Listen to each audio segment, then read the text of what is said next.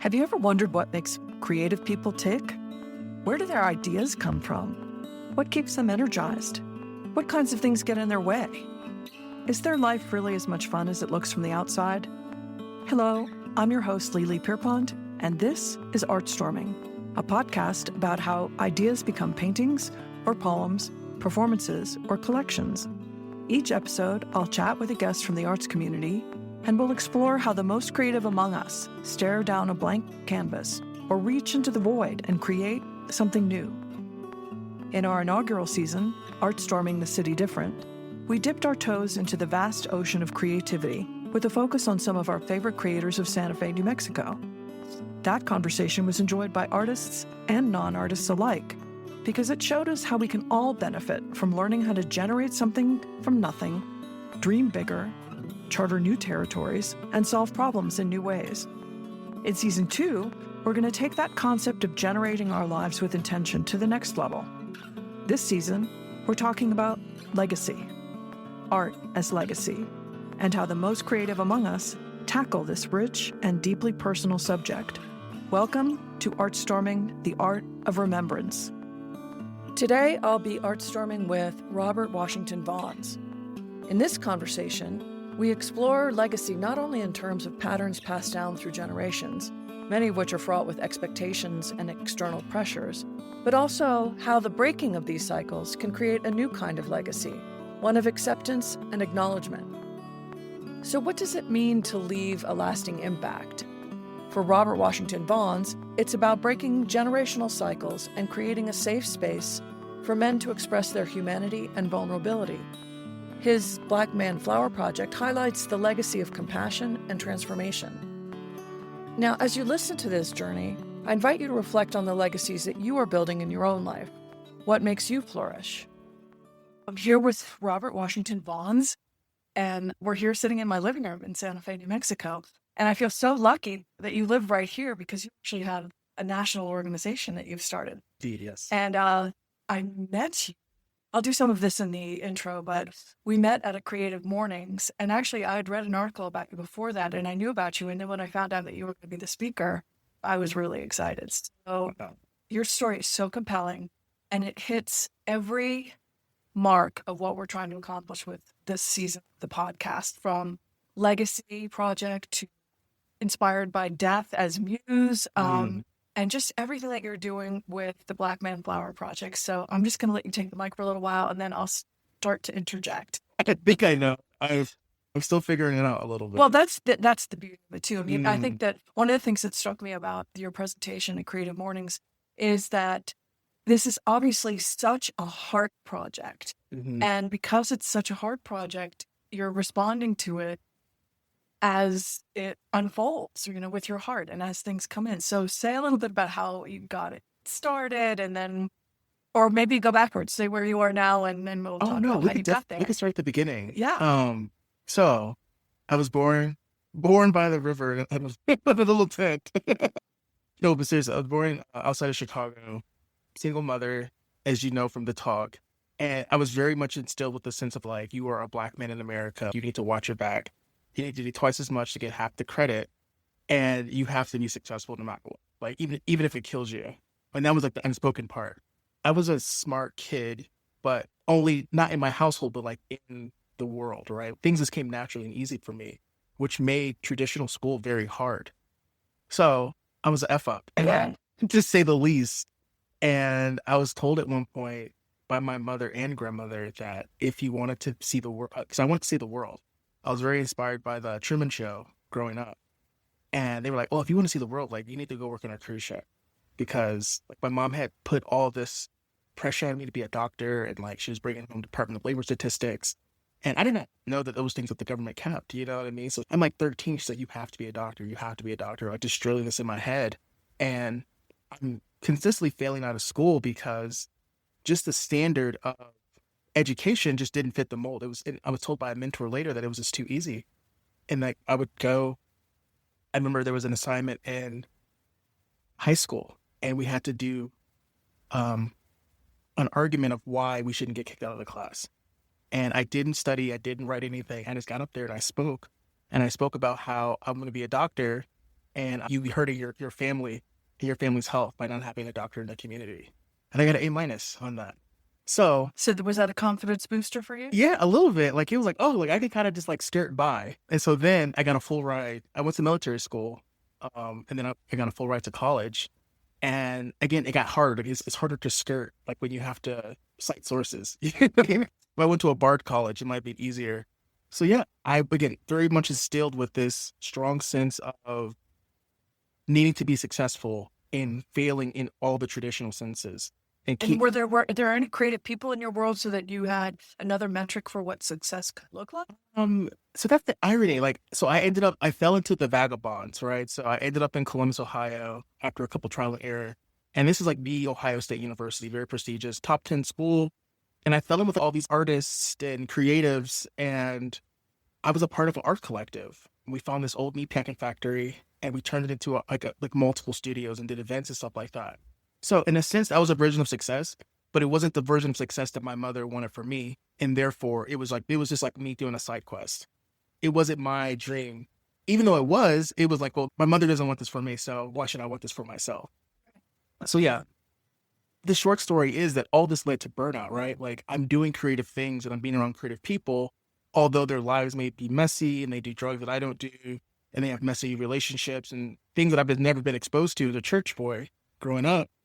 They were still living out their dreams and like living their best messy lives. In that chaos, they still brought happiness and joy, like the little things. I'm like, well, I don't have a car. I don't have a big boy job. Like, you know what I mean? I was always like, how can you be happy sleeping on a mattress on the floor with living with 10 people? You know what I mean? And they were. And I'm like, this is not me.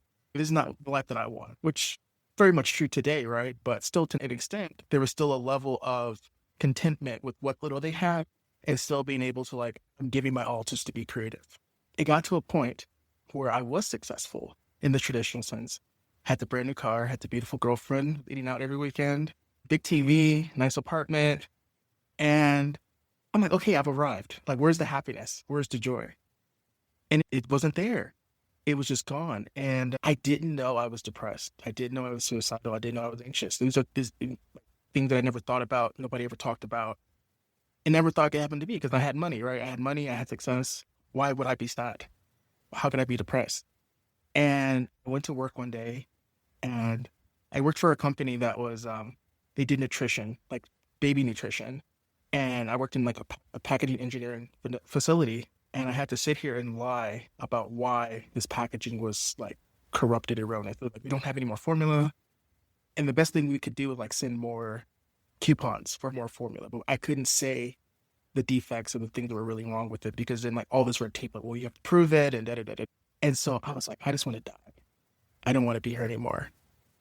And so it didn't occur to you at that point yet that you could, well, obviously you decided you took a little fork in the road. Mm-hmm. And thank goodness you did decide to off yourself. Right. But how did you get from that point of sort of devastation to where you are now? Because that's a whole different you. Yeah, absolutely. So I went to the emergency room and they were like, we can have the police take you or you can have someone pick you up. And I'm like, I'm going to have a relative. If the police take me, I might not make it there. In the ER, they told me that I mentally had a broken arm and a broken leg.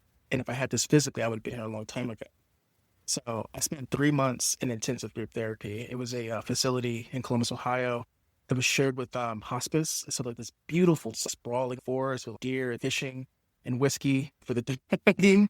And every day for 3 months, I made art. I had people I can talk to. As part of the program. As part of the program, yeah. Yeah. I had people I can talk to about my feelings and emotions. And I spent time in nature. And something I don't really talk about is like I was the only man and I was the only Black person there. So I'm surrounded by like all these white women that have a certain level of privilege to be like, this woman was like, my husband, I'm mad at my husband, so I'm just going to go. I'm just going to be in this program until my husband gets it together. Some people were there for frivolous reasons. Some people were really like fighting for their lives. And it made me realize that like, oh, my problems are not so terrible. And I even fought going to this program. I'm like, oh, I can just go to therapy. They're like, no, that's not intense enough. It's not intense enough. And I can't tell you the magic that happened in that other than I am who you see before you today, is that these women poured into me, these therapists, like the wabi-sabi-ness of everything, like it poured into me and I became a functioning member of society with a lot of medical debt. But I realized, how do I take this? how do I kidnap my guy friends and force them into a 3-month program? Like, well, they don't have benefits. They don't have the time, the money. I'm like, who can take off 3 months? So you recognize that what you had been through was probably a common experience for your peers. Yeah, absolutely. Like all young men are taught this, like, you got to be successful. And like most guys want to be football players, movie stars, things of that nature. And I wasn't athletic. I didn't really lean into the creativity at that point in time. But I knew if I am like this kind of nerdy, quiet boy, and the most popular kids in school are being like, oh, like you guys can get a scholarship, you should go play basketball. And like, what is it, like 5% of people that try out for the NBA actually get in? So it's like, what do you do when those dreams fail? And so if I'm the lesser of what is a stereotypical man in America, how much harder do they have it? And how do I stop them from going off of the brick? These are my loved ones, my friends, my peers. Well, it says so much about you that your first thought after you go through this experience of getting really depressed and then checking yourself into this institute, you're in a minority, you have this experience, and your first thought when you come out is, how can I serve? Yeah. I mean, that's remarkable. That really speaks to your whole character and probably why so many people are so drawn to you and why I think your story is going to resonate with so many people. Oh, thank you. Well, the way that I like to put it too is like, if you went down a street and you realize it was dangerous and it was like a cliff, and if go 5 miles down this road and it's just like, keep going, and you realize it's a dead end and like the bridge is broken, wouldn't you want to put a sign? Wouldn't you turn around first, figure out how to get yourself to safety, and then put a sign that said dead end, like do not, like danger? Like, wouldn't you want to put up as many signs as possible to keep other people from going down that? So that's how I see myself, is like, I want to keep people from this pathway of danger of like, hey, this will kill you. Like, you will have everything. And you see so many celebrities, so many political figures commit suicide because they chase this dream, and it's really a nightmare. And so for you, you discovered sort of the life-giving qualities of the creative process. That Absolutely. Part of our humanity to embrace this. Yeah. Instead of pinch it off, which is what you were sort of taught to do. Absolutely. The ways. And so to take us to the very next step. So you have the light bulb moment that, you want to stop other people from going off this cliff. Yes. And then so I'm just like thinking of, how can I make this real? And it's so funny how like it was cultural informed language that guided me, because I started hearing this phrase, give him his flowers. Like, he deserves his flowers. But they meant in a sense of like gratitude. Like, oh, even though the Lakers lost, LeBron put up 40 points, like, give him his flowers, like, give him his due. I'm like, okay, but what about actual flowers? So it was just like a light bulb for me. And all the science and all the research came like years and years after. But I initially just started giving my guy friends flowers. And I hadn't lost anybody. There wasn't any grief at that time. I grew up going to a lot of funerals of people that it rippled through my family, but it wasn't people that I was close to. That being said, I still was like, maybe I should just give my guy friends flowers. And they were very weirded out by it. Yeah. Like, what why are you coming on to me? Yeah, like, it was very weird. But it didn't stop. I didn't stop because I realized there was it was a sense of fear and shock. And then it led to gratitude. Like, after maybe 10, 15 minutes, it was like, I've never gotten flowers before. Well, and you quoted a statistic at the Creative Mornings presentation, and you'll have to say what it is, but most men. Yes, 88%. 88% of men don't receive flowers except at their funeral or Correct. Something like that. Yes. And you have to even consider the fact that men maybe even get flowers when they're sick. So what 12% of those men are getting flowers because they're in the hospital for a long time, they're in a coma, or they're on their deathbed. So even that smaller statistic it's still a sense of you have to earn these flowers, either through sickness or verbally through like an accolade. Like, it's never really just because. And I think that's most of society is like, you can't have this unless you work hard for it. And that's just like all men, or is that Black men? All men. All men. Mm-hmm. Wow. Yeah. And so you started giving your friends flowers. Mm-hmm. They started to get used to it. Yeah. Eventually. Eventually, yes. And then was this the concept for Black Man Flower Project? How far along later did that emerge? So I would say about a year later. So this is so I did the intensive group therapy in 2018, practically 2018 and 2019. So then the pandemic hit. So then it's like we were all separated. Everyone was on lockdown. I have to give credit to a small platform that's it's still around, but in a different form. It was called Clubhouse. And it's basically just like the audio only chat rooms, kind of like AOL chat rooms, but like audio only. And somebody gave me the idea of turning this into a nonprofit. And there's like, oh, people would donate money to this cause. And I didn't consider that. So I started a nonprofit, and the first man I gave flowers to was a good friend of mine he was one of the creatives that was just like in the corner of the room with people.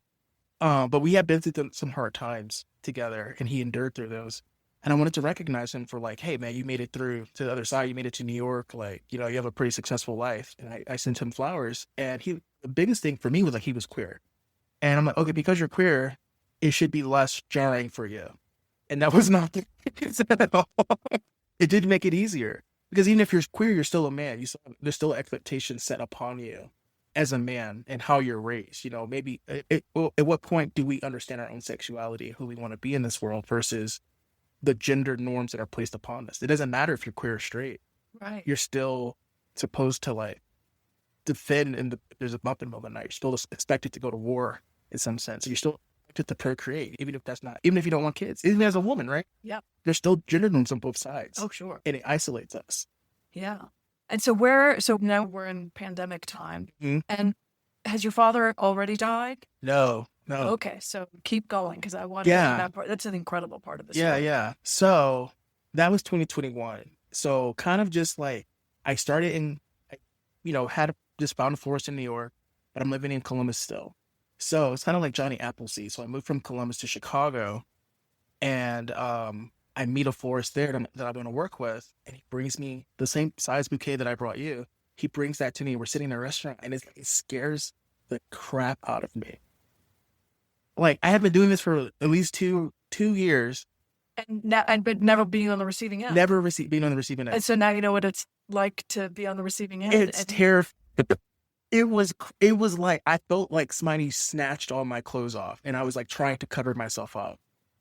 Vulnerable. I was very vulnerable. I felt very vulnerable. It was shocking. I was like, I had never felt so. I was afraid. I was very much afraid. What an interesting response. Yeah, and I thought in my head, like, it was a slurry of emotions. Like, somebody's gonna think I'm gay. Like, somebody's gonna like see me and like, oh, what's wrong with this guy? Like, why is he getting flowers? Like, that's such a weird thing. So like all the voices. I'm just sitting here with my mouth wide open, because I have to just say, just very parenthetically, it's kind of weird because this project for, talking about death as muse and remembrance and everything has been a 30-year in the making project. And now that it's finally here, and I've started to, I make a list of questions to ask people, sort of rhetorical questions for the Substack thing. And if somebody were to ask me those questions, even with all this thought that I've given it, I would feel like a deer in the headlights. Yeah. Right. So, I mean, that's the only way I can kind of relate it to what you're giving is much easier than receiving. Mm-hmm. It's you felt what it was like to be on the receiving end of your very own gesture. Yeah. Wow. So it did lead to gratitude. And I'll send you the photo of me like holding them. And it did lead to gratitude. Like, I was able to, emotions were able to settle, but it was a lot of shock in that initial moment. I want to take another minute to remind you listeners that ArtStorming is a listener-supported nonprofit, and we need your help to keep the conversation going. Every dollar goes directly into programs that support our mission. That means more compelling stories, more in-depth articles, and a greater impact on our community. If you love what you hear, please consider making a contribution. Visit our website for more ways to engage, and thank you for being an essential part of our work. Well, what an incredible gift, because now you even incorporate that into the whole universe of this. Absolutely. And so what I'm trying to do now with the project is, usually we have like a third party that's delivering flowers. I'm setting up like a decision tree when you're nominating Black men to receive flowers. And it's like, are you able to do this in person? Are you able to be the one to deliver these flowers? Because you should sit with this person when you give these flowers. You should be there. You should be the person. You know what I mean? Like, you need to be like, because it is a very scary thing. Attendant to the moment. Absolutely. Because it's like, why the hell did this dude? Wow. Yeah. And so what are some of the responses? You had your own response. Have you heard Yes. from other people, other recipients, what their Yeah. response So was? another response I heard recently was like, I didn't know I could receive flowers. Like it just never occurred to them. Yeah, it just wasn't an idea. And that really shook me to think that somebody would be like, wow, I didn't know I could get flowers. And of course, like, why not? Like, it's all around us, like at all times. Every time I leave the house, it's sitting in our fridge in different containers and boats. You know what I mean? And it's just like, we've conquered nature, and thus we don't have to engage with it anymore. That's owie. Yeah. That's owie. Yeah. So you weren't yourself necessarily. You were partnering with florists. So Indeed. you're not arranging the flowers yourself. Sometimes I am. Sometimes I'm learning to, but in the beginning, it's like, I want to support small business. I want to make this a network. I can't be everywhere at once. My time machine and my cloning machine are both broken currently, and I can't get it repaired. So I have to find other florists in different cities to kind of help support the project. Right. And so you gave a few flowers away to people. You had these reactions. You received the flowers yourself. And then what happened? So I think, yeah, Did you start the 501c3 at that point, or? I initiated it. So I was in Chicago. I moved back because my mom got sick. So I quit my job. I moved out of my apartment and I moved back. So I was also still struggling to support myself while still trying to do this nonprofit. And it was very bumpy in the beginning, and it's still kind of bumpy, just like trying to reform. And I'll tell you why in a moment. But overall, it was, how do you build up momentum for this? How do you find other florists that are in alignment that are not going to steal ideas from you? Because that's happened. Like there was a project that I did this past January at the community gallery that another florist, when we talked about it a year or so ago, she took that idea and ran with it and made like a different version of it. And it's just like, damn, like I just want to help people. I just want to I'm still like this naive child, and people are like, wow, that's a great idea. I'm going to do that. And I've had people with larger platforms try to steal this idea. Not to say that I'm gatekeeping it, but they fail because they're not doing it with the heart and the intention. So essentially, I moved to Santa Fe in 2023. And honestly, at that point, I brought the flower project with me. But at that point, we had given flowers nationwide between LA and New York, Mississippi, Atlanta. And I think last year we were in the Caribbean. We have a florist in the Caribbean now too. So we're technically international. So yeah, it's just been a wild journey. And so how does somebody give flowers through your organization? I just love this idea because it's, typically you call a florist at somebody's birthday. I mean, birthday, But how does the Black Man Flower Project work within that framework? So they call up and say, I have a man I want to give flowers to. And so that becomes its own type of delivery, or because you wanted somebody to be there, like you said. Absolutely. Right. So that's a new occurrence where I'm trying to have somebody be there or have the person do the deliveries themselves, like we deliver to your house. Because if you call your friend and say, hey, I have something coming in the mail for you, will you be home between these hours? Because there's been a lot of deliveries that just end up on doorsteps and we never hear anything back. And maybe they assume, depending on the note. And are they anonymous, or they're usually from somebody? They're from somebody. So is there a Black man in your life that you want to give flowers to? And that's the other thing, that women love this project. And what I found out early on, which is a lesson learned, was that when women give men flowers, it can come off as this is a little romantic, or, I've had women nominate their coworkers, and it's the reception is not the same. So something that's important to men is social permission. And it's if other men are doing it, then it's okay for me to do it. And I think that's where Black Man Flower Project really shines, is that you can go online and see all these other men that have accepted flowers. And not all men accept flowers on camera. Like, hey, here's the bouquet. I don't want to be pictured. This is this means a lot to me. And I respect that too. But you can see, for 99% of men, you can see men smiling with bouquets of beautiful arrangements. So from that social permission, what I'm now building out, because there have been a lot of nominations for women, I'm asking, is there a Black man that can co-sign for this? Or another man that can co-sign for this bouquet to say, I also recognize this person. Because it's easy for our mothers, our sisters, other women to recognize us, oh, you're doing such a great job. For my partner to be like, oh, Robert, I love you so much. You're doing great. You're going to go on this amazing podcast. But when I hear from other guys, it's like, I'm not competing anymore. We're in community together. And it's okay for us to be in community. We're not fighting for resources. We're not cavemen fighting over the last warthog. Right, right. Well, I just love this idea that it's from the opposite of the scarcity model. Mm, There's enough to go around, and the more you give, the more there is to give. absolutely.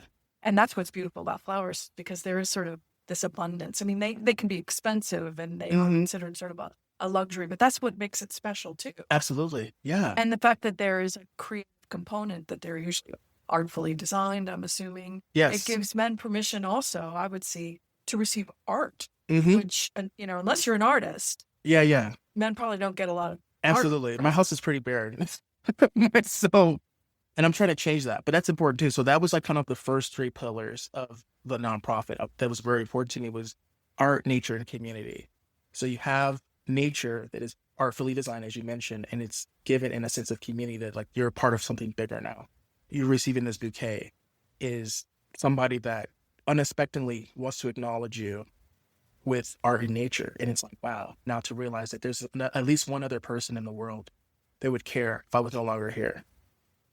So is there a vehicle that you have within your organization to capture the responses from the men, like after the initial shock, Yes. and somebody's with them and they're there to receive and kind of like help them receive it deep? Yeah. And then there's probably like a germination, or what would you call it, like a process that happens, the fact that they've been given flowers. And then Yes.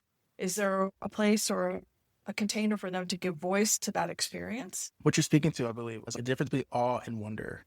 So awe is the shock of receiving, what is this thing? Your brain short circuits for a second. And the wonder is like, why am I receiving this? Where am I at right now? Where am I sitting? It's like coming back down to earth in reality.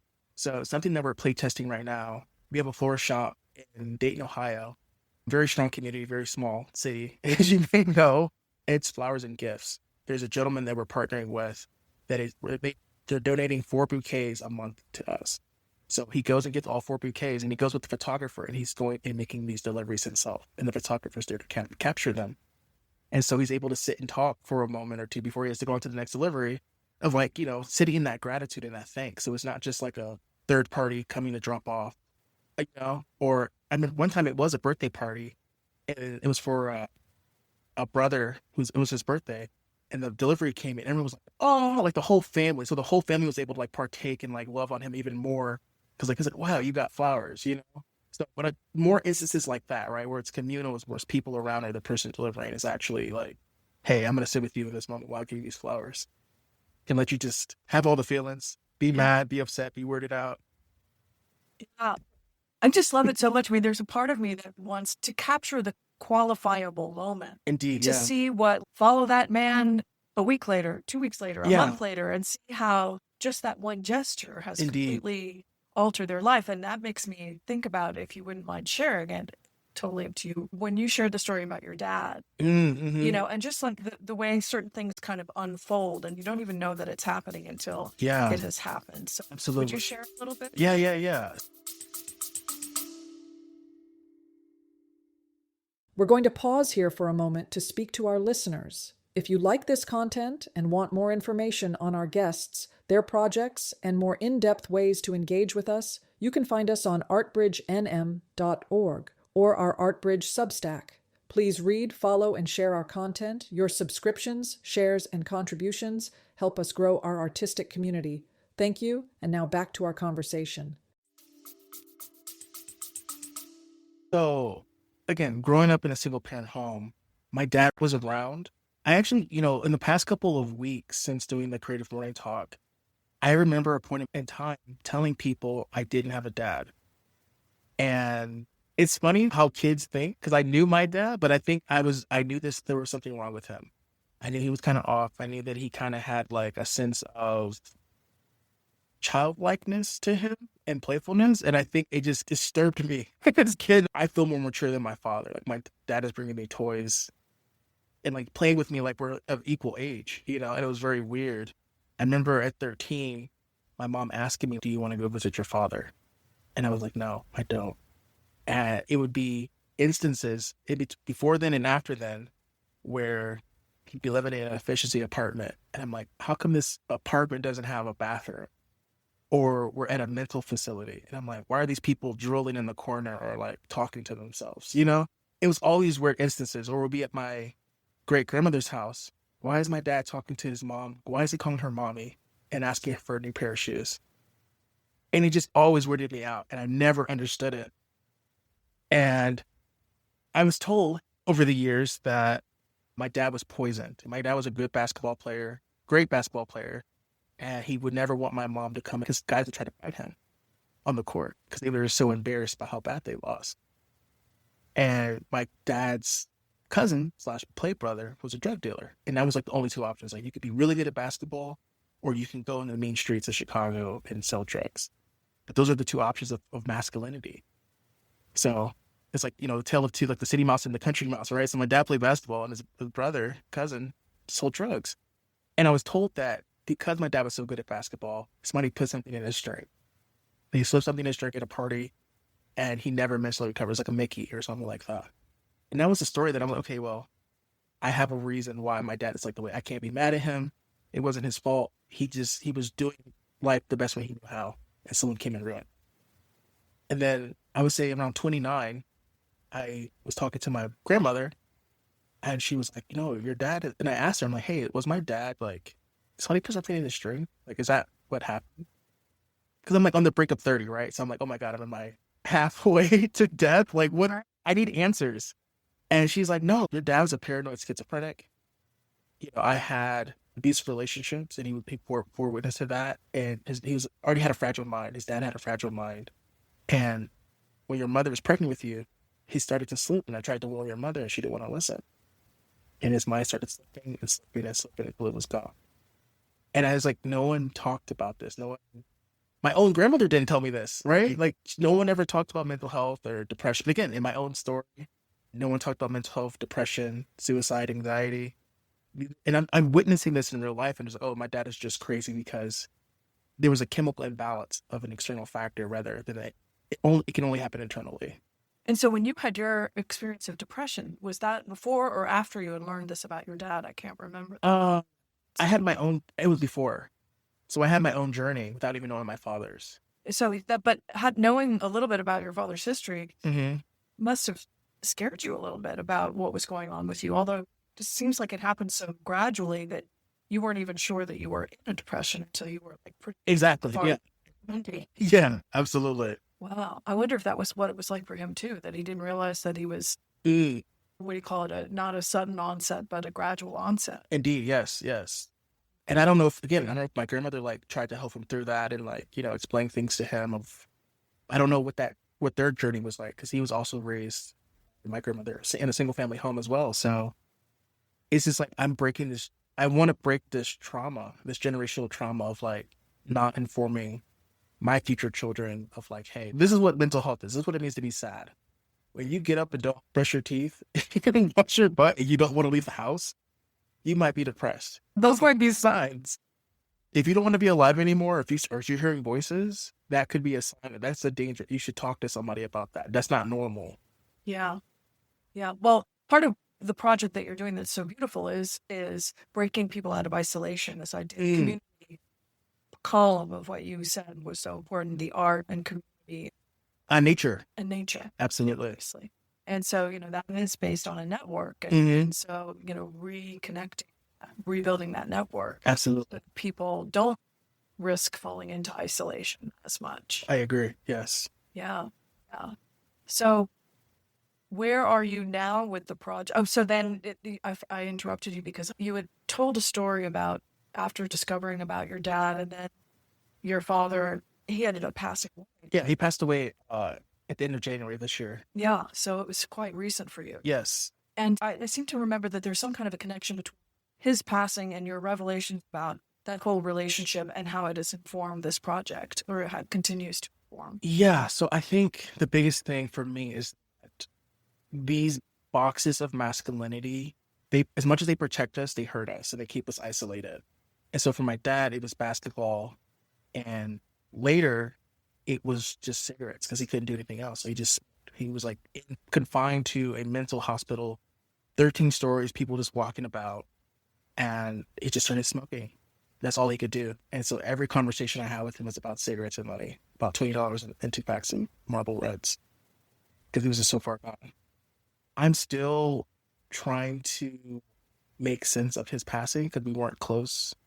He would have some moments of clarity and we would have a decent conversation. But for the most part, I'm still, a part of him still lives in me.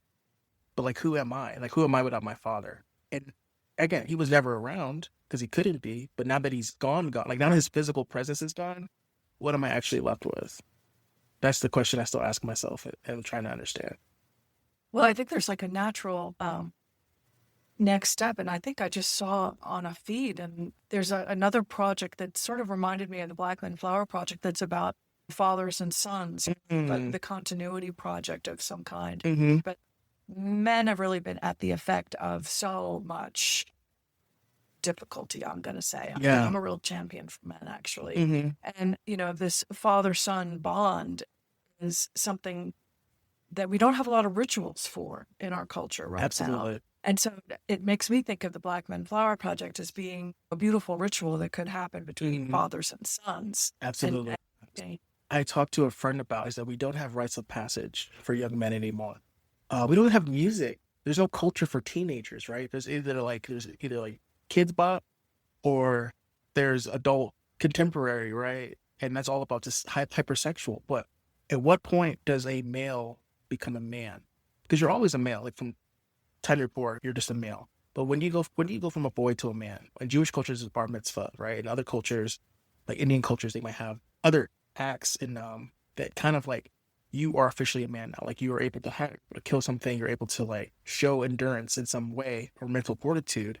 But in America, we don't have that. And so I think that lost art of that transition, a lot of people are like going out of control, crashing out. That's what the kids would say. yeah. Well, and I'd add like another layer to it because the person parenthood. I mean, so man to father, which Absolutely. doesn't happen for everybody, or woman to mother. And that didn't happen for me. Exactly. But that's another rite of passage that Indeed. is that certainly deserves to be more ritualized than I think it is culture. Absolutely. There are some books around that about like from man to father. I think it's Hill Harper wrote a book about lessons to a son without a father or something like that. I forgot what it's called. But yeah, that too. And like I worry about myself as a father. Like how will I teach somebody to be a man if I wasn't taught? Because all I had was my peers. And I went to military school because my mother told me she couldn't teach me how to be a man. And the only lessons that I learned in military school is that everything a man does is to appease his male friends. And no man will ever admit that. But it's like, I'm going to run faster than you. I'm going to dominate you for respect. It's very homoerotic. It is very ironic. The men are very like I don't know what focused, very good. More identified. Homophobic. No, men are very homophobic, but they do a lot of like that with my homies or with my bros. Like it's just me and the guys. And you'll see memes now of like guys going out to dinner together, just like doing like semi-romantic things. And it's like, well, there was no, like, I can't appease a woman. I can't find a girl. So me and my homies are just about to go to this nice restaurant or go to the movies. And two of my best friends, like we go out drinking, we go to the bars, we go to the movies together, we play video games, like all the things you would do in a traditional sense is like, there are a subset of men, I believe, that are finding community with one another. And it's like, this is normal. It doesn't have to be sexualized in a traditional sense. Do you find that there's a difference between your artsy friends and I call them the artists and civilians? Yeah. That's the bridge that I'm trying to gap. Yeah. Because even though the civilians might be very creative, they don't think of themselves as artists. I feel like two camps. I do feel like I have to kind of trick some of my guy friends into doing creative activities. Even if we go hiking or go kayaking or something like that, it's like, oh, hey, let's go make some pottery. Let's go to this bar. Like, what's that spot downtown Santa Fe? You can make pottery. Oh, yeah. I've walked by, but I don't know what it's called. Yeah. Yeah. So places like that, it's like, hey, like, let's go do something cool. Let's go paint and sip or something like that. You know what I mean? It's like, oh, like, this is like let's just try it out. Like, hey, crazy idea. Like, let's do like off the wall. Out of the box. Mm-hmm. Absolutely. Yeah. Well, so have you ever thought about going back into the business world, but bringing these learnings into it? Yeah, so that's the irony. I still do work in a very like staunch business world. Oh, I didn't realize you were still completely Oh employed in yeah, that. Oh, so you really absolutely. have your a foot in each. Yes, I'm inside the matrix still. I hop out occasionally. This is me outside the matrix right now, but I got to go back on Monday. Uh, and so, but are you able to find that you bring different energy to the workforce now that you've been through this whole metamorphosis, I try or do to. you just compartmentalize it? I Good. I do have to separate it out a little bit. The saying goes, "There's no crying in baseball." But statistic in actual baseball, there is a lot of emotion. You know what I mean, they do paint a Yeah, I very guess. emotional story. And most recently, with the current administration, I was supposed to present my creative morning talks at work. My management was interested because I did promote it at work. They do know I work with flowers and have the nonprofit. And the current administration got rid of our employee resource groups, which are like, Asians or veterans or caretakers. So there was like these subsections of group of like, hey, like these employees, you can come and learn Spanish, or hey, you can try Asian dishes, or hey, we can watch this Is that like performance. part of a diversity program? Or is Yeah, that- so it's like a budget. So they got rid of the current administration. They had to get rid of all our diversity programs. So I actually was like, I don't think I have to pass this whole talk through HR, and I don't think it's going to get through. I don't think it'll make it through the checks and balances because I talk about mental health, I talk about racism, I talk about my personal journey, and it's like, well, if it's not inclusive to all people, then you can't speak on it. How is your journey not inclusive to all people? I don't know anybody who isn't touched by racism. I mean, regardless of what Sexism, all of that. sexism, Yeah, all the isms. mental illness, Yeah, rites of passage. That's why I think your story is so compelling indeed. because it is so universal. And what brought you to this project is you got life on. You got it was your response to what life dealt you, and you turned it into something absolutely beautiful. Absolutely. So how is that not? I don't know. I guess it's one of the reasons I'm not working in a company with an HR department. Yeah, I'm hoping to get out of the golden handcuffs in the next year or two. That's my plan. So, Well, I love this idea that there are people like you in that environment because absolutely. it's bringing a kind of nourishment into community spaces that is very necessary. Absolutely. I agree. You got to have agents of change, like it, like kind of hit. That's it. That's exactly it. Agents of change. I love that. And so, how many sort of offshoots of your Black Men Flower project are there at this time? Last time I checked, there's 12 florists, and there's a couple on like the frills, so like maybe like around 20. There's some florists that we've done like one-off engagements that I'm looking to make long term and really solidify that and kind of bring them into like this full stream. So between 12 and 20, depending on where nominations are happening. So again, I want to start programming to say, hey, this is an ongoing thing. We've done somatic release classes for Black men as well here in Santa Fe in the Rail Yard Performance Center. And I want to like, hey, like we need more safe spaces for Black men and boys, but without the cameras, without the social media, and so it doesn't get as many likes, but it's more about the impact. And how are you measuring that, which is always the tricky question. So I think you spoke to that earlier. I think it's through storytelling. I think it's through following up weeks, months later and asking men, what was that like? What was that experience like? And capturing those moments and sometimes sharing them, not always sharing them, but like, hey, what was it like to receive this? How impacted were you? But also knowing that you may never really know. Some men will never, like I've reached out in the past and they maybe never gotten a response. I can get a photo with a smile, but I think you could save somebody's life and never know it. Sure. Well, there's that butterfly effect. Right? Yeah, absolutely. They talk about. And it's something that I think those of us who are in the arts service business, which is what I think of myself as an arts delivery service system, and so are you, we have to just go on faith that we're making a difference. Absolutely. And even though we can't get to the metrics necessarily that prove it, but I do want to support you through this podcast and other ways to get the message and the story of this project out there. So beyond social media, what avenues are you working with to get the message out? Something that was very like sly on my end, and almost going against our mission statement, which is through the medium of flowers, we allow Black men to be seen, heard, and acknowledged. They were like, the Boys and Girls Club, Department of Education here, Black Education Act, would reach out and be like, hey, like, we want you to come and like teach educators. We want you to come and bring flowers like to this program, Vital Spaces. Be like, hey, like, can you bring flowers into, this Black and brown boys summer camp? And I'm like, okay, well, it's not Black men getting flowers, but if I partner organization to organization, then I can maneuver. I'm the Black man. I'm giving the flowers. There's one Black kid in the corner over there. Like, so I'm checking the box. And that just, it created like a lot of just like nuances in my own head of like, I set out to give Black men flowers because that's what I identified with at the time.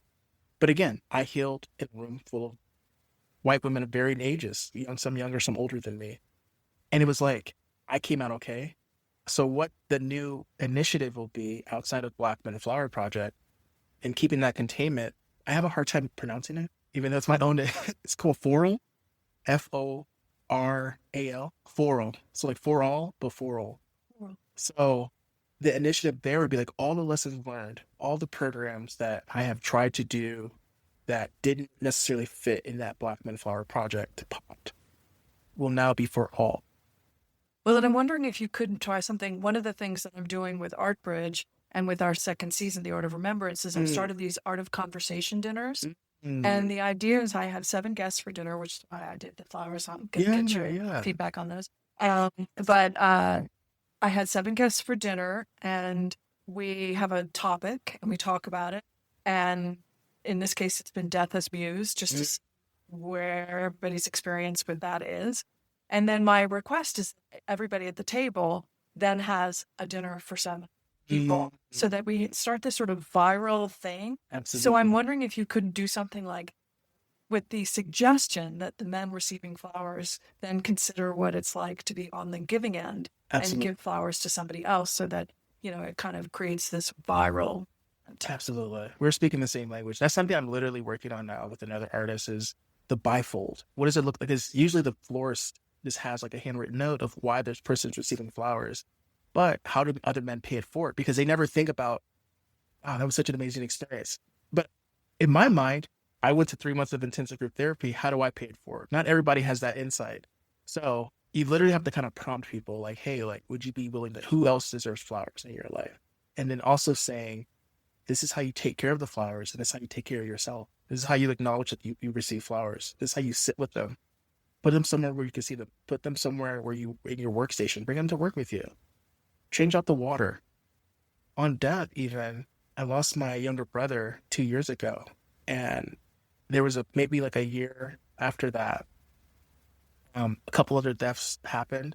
And I was making a bouquet for a nomination here in Santa Fe.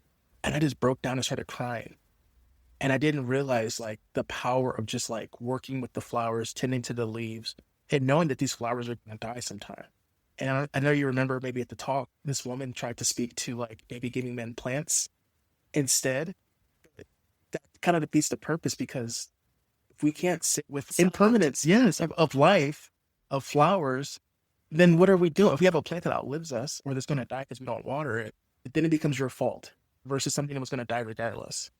I love the impermanence. And the truth is that even in nature, even a plant, the flower doesn't stay in bloom forever, So it is this perfect symbol of impermanence. Indeed. Which is why I think that I haven't even looked into the history or the origin of giving flowers at people's funerals, but obviously there's got to be a correlation. Yes, it's because bodies smell bad.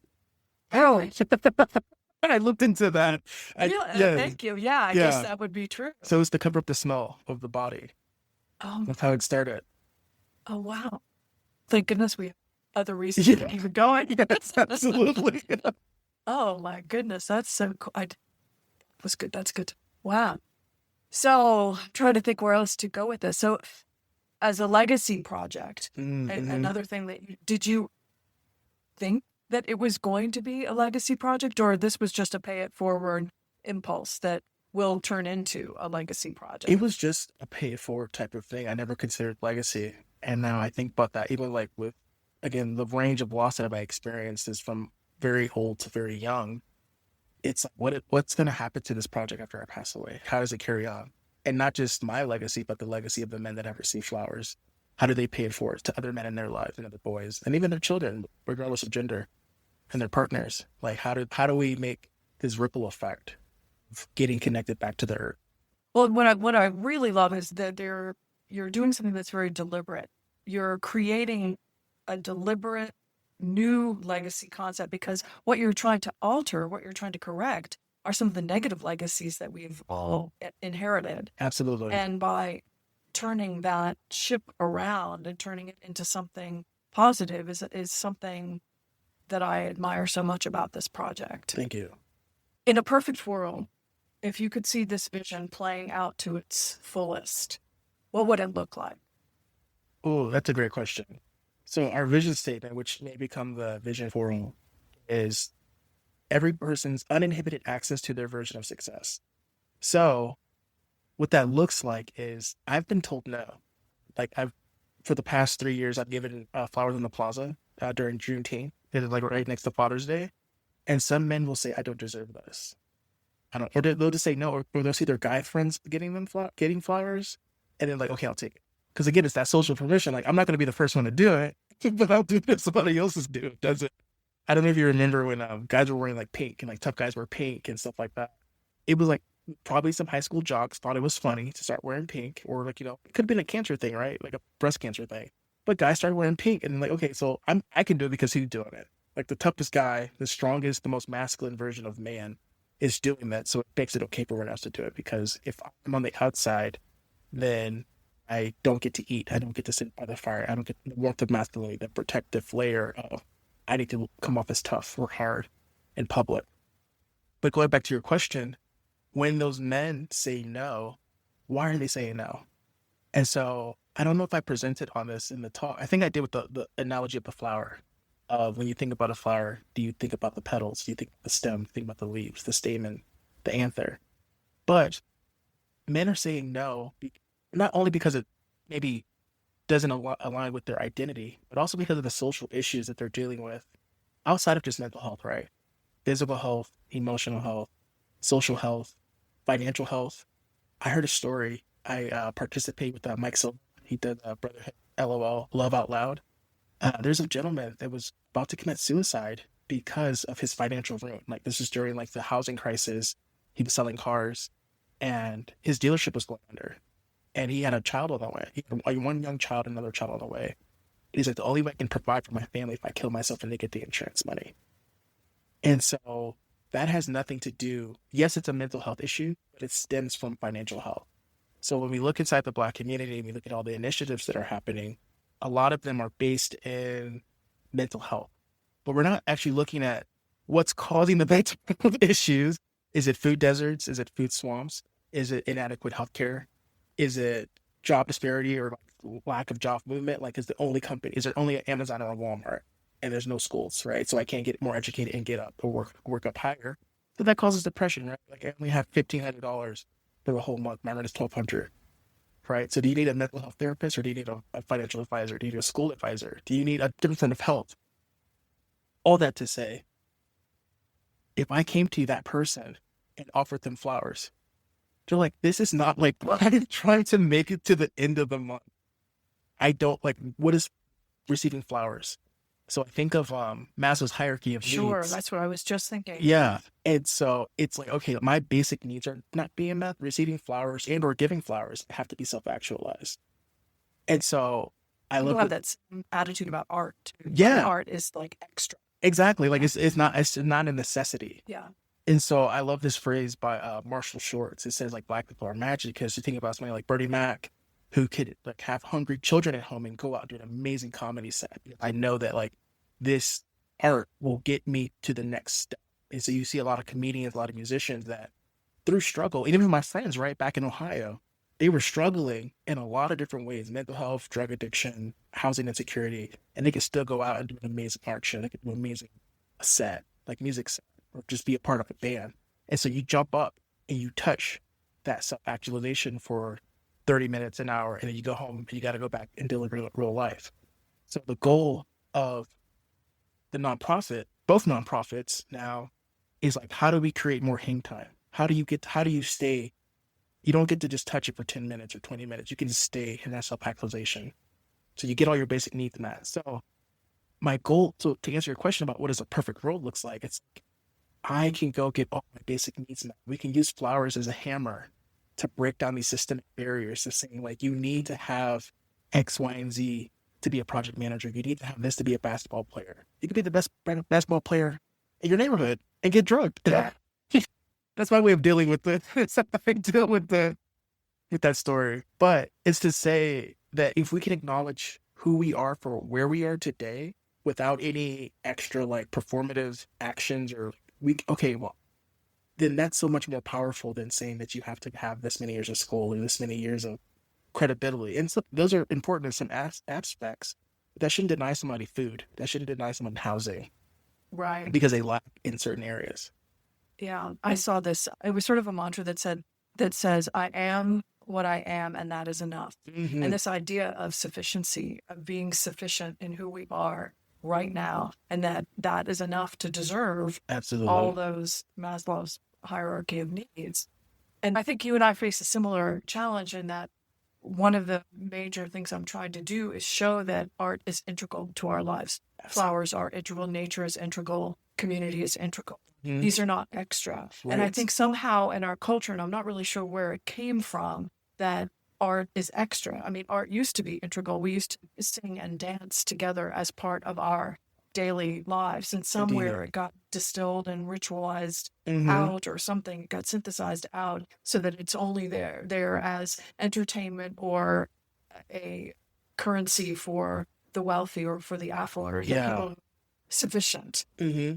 Above sufficiency, instead of a critical component of our mental health, of our community, of our lives. Absolutely. It lacks productivity in a sense. If you're sitting there lollygagging and playing and singing, and that's, the irony, and this may be off base, but like even slave owners understood the importance of like allowing their enslaved people to have a sense of community, of singing and dancing, until they realized that they were using it to communicate. But it's like you can't, but now we have people urinating in bottles at Amazon, right? Because they've taken away all forms of creativity, all forms of like, I love this concept of freedom, creativity, and autonomy.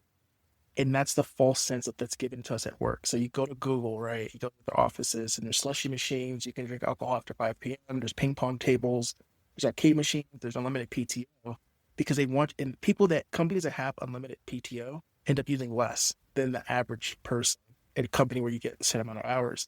It's because you have so much freedom that you don't take it because it's the word. It's false. It's not real. They want to make your working life the same as like the pleasure and joys that you would get outside of life. So when you blur that line between productivity and play, you end up working more. And so I think we're going down a deep. I'm trying to find where I was going with this. It ends up where, again, art becomes so abstract to the productivity hours of the average human. And it's like, I can't have that or I can't enjoy that because I need to be productive. Until after work. Right. And the irony is that the more that gets integrated, the more productive people actually are. Exactly. And the more, their vital forces are supported. Absolutely. And so, again, that's what happened to me, where it was all about productivity. I was working to have nice things, and then I worked for my nice things. So I had to keep a cable bill paid. I had to keep the latest engine oil or whatever, get my car fixed and maintained. It's like, what did Henry David Thoreau was like, men have become tools of their tools. I have all these nice things, and they all required maintenance. So it was like, okay, I'm productive at work, but now I'm productive at home in the sense of like keeping this aesthetic. The pretty girl has to go, we got to go eat at this nice steak house. This new restaurant opened up and da-da-da-da-da. There was no art in my house. It was just all materialism, like this electronics and nice furniture and no art. Wow. And that's, you're making a point of trying to shift that, you said? Absolutely. So I think you must know so many artists. I do. And it's almost like, so many, you just like none come to mind because like almost everyone in my circle now are artists, people that create. But every couple of years too, I just like get rid of, like I find myself like still buying things that I don't need or things I've outgrown. Every couple of years, I just give away. Like I gave away that, after I came out of that program, I gave away like all my furniture, my couch, all that, hundreds of pairs of shoes. I gave them all away for free. And they're like, wait, like you don't want any money? I'm like, no, get it out of here. Like it's tried to kill me. I don't want it anymore. You know what I mean? Yeah. So, and then when my mom got sick, I was able to like very nimbly move back to Chicago because I had given everything away. Yeah. Well, I think when you get a healthier sense of things, you sort of realize that life is a metabolic process. And you have to really release things and process things and let things go in order for new things to come in. But anyway, I just love what you're doing. And again, I want to support you in getting the word out. We can even stop here. Does Oprah know about you? No, she doesn't. She needs to know. You know who knows? Jennifer Hudson show. They reached out in the Tamara Hall show, but they didn't make it to Oprah. Not yet, at least. Yeah, you will. I can just feel it. So thanks for joining us today. ArtStorming is brought to you and supported by ArtBridge NM and listeners like you. Look for us on your favorite podcast platforms or wherever you listen. Your subscriptions, likes, comments, and shares help us to reach more listeners and attract the support we need to thrive in these challenging times. If you love what you hear, please consider making a contribution. We rely on your help to keep these conversations going. Every dollar you contribute goes directly into programs that support our mission. And we've been offered a matching grant that will match every dollar that you contribute. That means more compelling stories, more in-depth articles, and an even greater impact on our community. Please visit our website at www.artbridgenm.org, and thank you so much for being an essential part of our work.